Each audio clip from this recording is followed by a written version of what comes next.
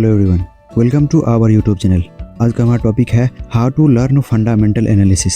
क्योंकि इन्वेस्टमेंट करने के लिए फंडामेंटल एनालिसिस इंपॉर्टेंट होता है। जितने भी बड़े बड़े इन्वेस्टर हैं वो फंडामेंटल एनालिसिस करके ही किसी कंपनी में इन्वेस्टमेंट करता है, क्योंकि इन्वेस्टमेंट का मतलब लॉन्ग टर्म होता है। अगर हम किसी कंपनी में लॉन्ग टर्म के लिए इन्वेस्टमेंट कर रहे हैं तो हमें उस कंपनी का फंडामेंटल पता होना चाहिए। और हम किसी कंपनी के बिना फंडामेंटल एनालिसिस किए उसमें अगर होल्डिंग करते हैं तो वहाँ पर हमें ज़्यादा रिस्की देखने को मिल सकता है। इसीलिए हमें फंडामेंटल एनालिसिस करने की ज़रूरत होती है। फंडामेंटल एनालिसिस करने पे भी हमें कई चीज़ों को देखना पड़ता है। इसीलिए इस वीडियो में हम स्टेप बाय स्टेप बताने वाला हूँ आप किस तरह से फंडामेंटल एनालिसिस को सीख सकते हैं। तो चलिए बिना टाइम वेस्ट किए शुरू करते हैं आज का टॉपिक और समझते हैं उन स्टेप्स को जिससे हम फंडामेंटल एनालिसिस कर सकते हैं।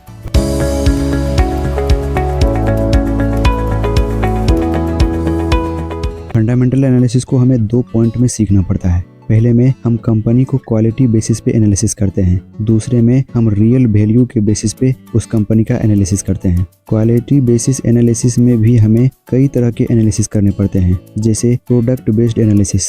इसमें हम उस कंपनी के प्रोडक्ट का एनालिसिस करते हैं कि वो कंपनी किस तरह के प्रोडक्ट्स बनाती है और उस प्रोडक्ट का डिमांड मार्केट में कैसा है। कंपनी जो प्रोडक्ट बना रही है उसका डिमांड मार्केट में कैसा है।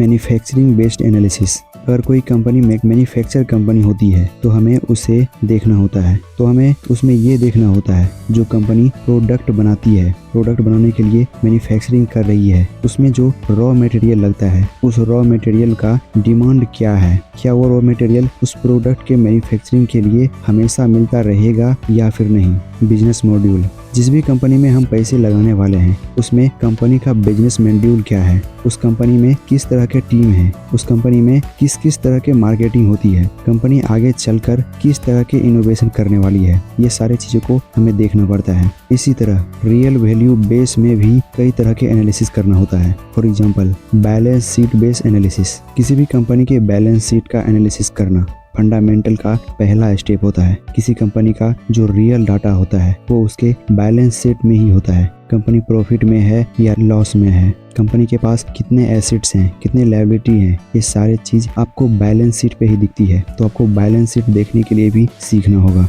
Cash flow analysis, fundamental analysis का नेक्स्ट स्टेप कैश फ्लो का ही होता है। कंपनी किस तरह से कैश फ्लो कर रही है, क्या कंपनी के कैश फ्लो इंक्रीजेबल है या फिर नहीं, कंपनी का कैश फ्लो किस तरह से बढ़ रही है और आने वाले समय में कंपनी के पास कितना कैश फ्लो होने वाली है। ये सारी चीज़ों को देखने के लिए आपको सीखना पड़ता है। सेल्स एनालिसिस, किसी भी कंपनी में पैसा लगाने से पहले हमें उस कंपनी के सेल्स का present data and past data का एनालिसिस करना सीखना होता है। बिना सेल के एनालिसिस किए आप एक अच्छी कंपनी में अपने पैसे को नहीं लगा सकते हैं, इसलिए आपको सेल्स एनालिसिस करने के लिए भी सीखना पड़ता है। Annual report analysis, fundamental analysis में हमें कंपनी के रिपोर्ट्स का भी एनालिसिस करना पड़ता है कि किस तरह से कंपनी के रिपोर्ट्स पढ़े जाते हैं, उस रिपोर्ट्स में किन किन चीज़ों पर हमें ज़्यादा फोकस करना चाहिए।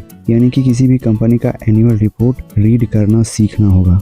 रेशियो एनालिसिस, कंपनी में कई तरह के रेशियो होती है, जैसे P ratio, PV ratio, DV ratio, etcetera etcetera. आप हर तरह के रेशियो का एनालिसिस करना सीखना होगा और उसके रेशियो के एनालिसिस करके आप कंपनी के वैल्यू का पता लगा सकते हैं। तो आपको रेशियो एनालिसिस करना सीखना ही पड़ेगा। फंडामेंटल एनालिसिस में और भी कई चीज़ें होती है जिसे आपको एनालिसिस करना पड़ता है, लेकिन फंडामेंटल एनालिसिस करने के लिए जो मेन की है जिसे आपको सीखने की ज़रूरत होती है वो यही 2 टाइप के एनालिसिस होती है, quality based analysis and real based analysis. I hope आपको पता चल गया होगा कि आप फंडामेंटल एनालिसिस किस तरह से कर सकते हो। तो आज के लिए इतना ही, मिलते हैं नेक्स्ट वीडियो में किसी नए टॉपिक के साथ ही अगर आप इस चैनल पर नए हैं तो इस चैनल को सब्सक्राइब करके बेल आइकन जरूर प्रेस कर लें।